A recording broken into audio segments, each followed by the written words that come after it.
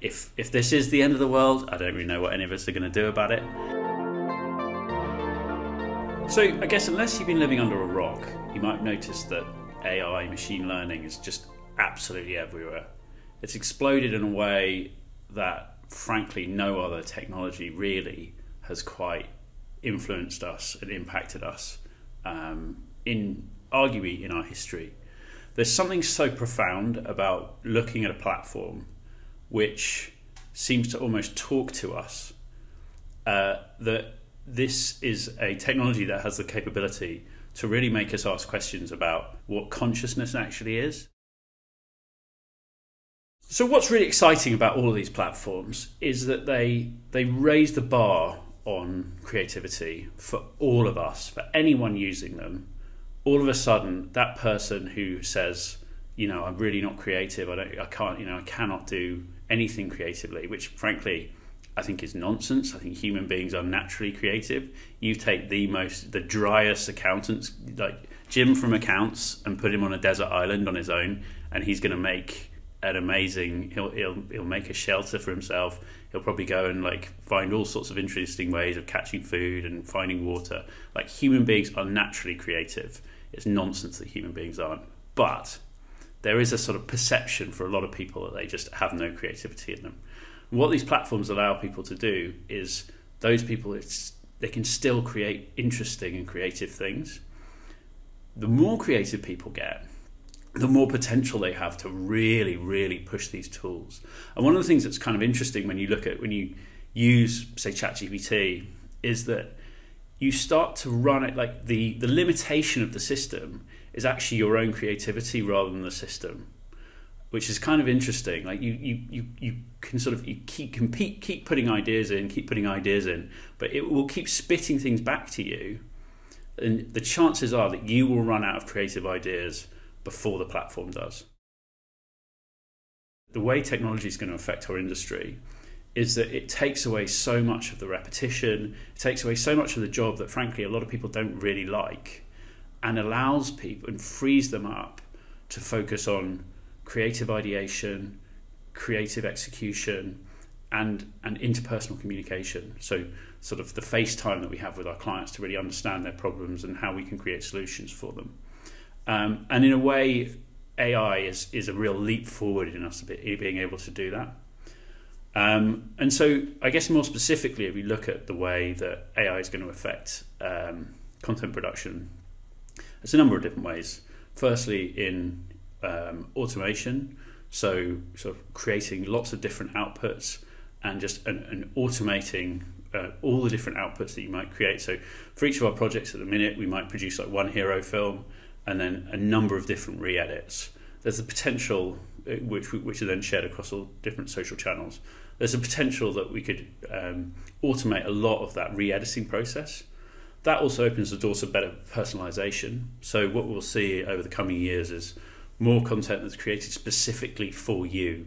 So it might say, "Hey, Sarah, thanks for coming to our website," or if you've just started a new job, you could have maybe the CEO welcoming you, using your name, maybe talking a bit about you. That could all be computer generated. Whether or not you like that, I don't know. But that is the kind of personalization which frankly was kind of inconceivable just a couple of years ago. But that's the kind of thing that we could potentially see coming down the track. Beyond that is quality enhancement. So things like getting rid of shaky cameras, sharpening up images that are slightly out of focus, maybe getting rid of grain on images, just cleaning up the whole process. That's the kind of thing that AI really opens the door to.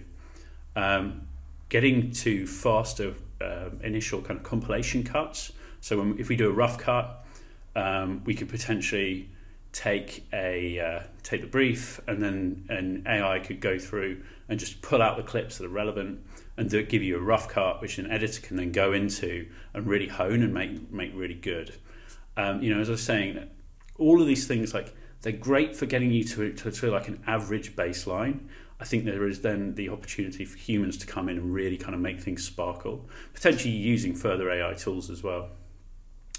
Improved accessibility. So for people who maybe have hearing or sight issues, like subtitling, and using that kind of ability to personalize to enable them to experience the content in a way that is really fit for them.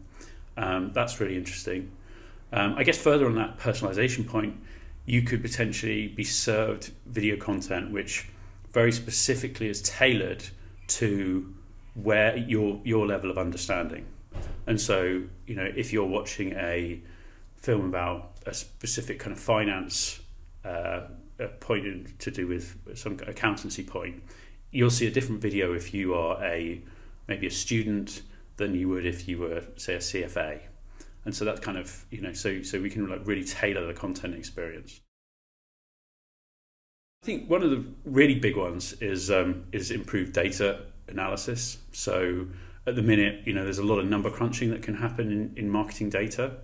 And so real-time analysis, sort of understanding which of your videos are working, how are we making sure that we're continually iterating, which elements of the films work best.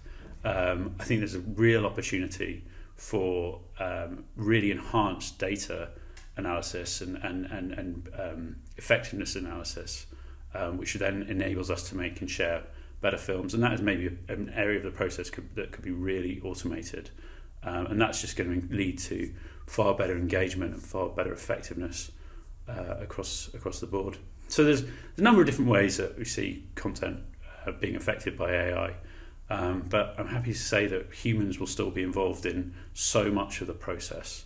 And I think the key thing for all of us to remember with all of this stuff is that it's the AI in itself is not going to take your job. Someone who is using the AI more effectively than you are is. And if we can keep that in mind, then we can move into a really exciting future of far more enhanced and exciting creativity.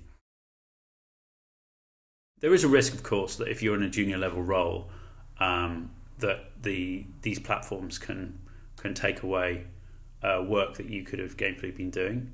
I mean, there's definitely a world where these systems make us so much more efficient that we all only have to work 4 hours a day and 4 days a week because of the increased effectiveness of and productivity of all the people who are working. Unfortunately, I don't think that's the way the world works. I know that John Maynard Keynes back in the 1930s and 40s believed that by now we would all be working very short weeks and living incredible lives of luxury because of the incredible enhancements in productivity that we thought we would see. And unfortunately, that hasn't happened. So I wouldn't be so idealistic as to think that would. But the point is that bosses are the people who are going to decide that people are superfluous. And I'd say this is where the creativity comes in, because all of those people could be doing new and different and interesting things, which use the software to really enhance the businesses that they're working for. Technology moves rapidly. If you keep your finger on the pulse, and admittedly, that it feels very much like the evolution of ChatGPT, particularly, but all these generative AI products has been so breakneck fast that it's almost kind of chest clenchingly inducing in terms of concern. I know, if you have been working in your role for the last 25, 30 years, it might feel like, I'm just going to shove my head in the sand and I'm not going to do anything about it. But nothing is as irresistible as an idea whose time has come. And you can do that, but you will wake up and it will be all around you and your job will have gone away. And if you are sensible about all of this stuff, there are ways that you can use it to make you so much more productive. So articles, blog posts, contracts that might have taken a day, several, 2 hours, a week to create or to go through, can now be gone through and created in a day. And that's an amazing opportunity. So you have to embrace it, because all of these things, it can feel so breakneck, but actually, as long as you keep your finger on the pulse and you move with it, it's not moving as fast as you think it is. It's only when you ignore it that you suddenly realise that it's completely overtaken you.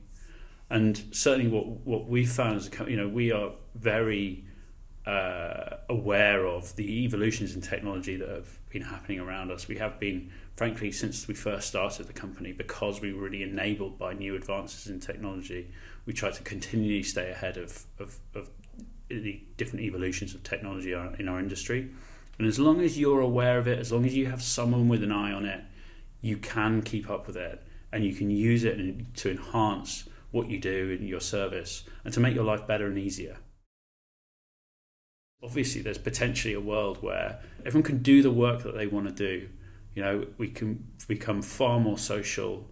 We will spend more time with our loved ones, with the people who matter to us. So we're super positive about it at Casual. But anyway, I hope this has been interesting for you. If you have any questions, please reach out. You can reach out to us on LinkedIn. I'm Nick Francis Film, or just drop us an email, and we'd like to continue the conversation. Cheers.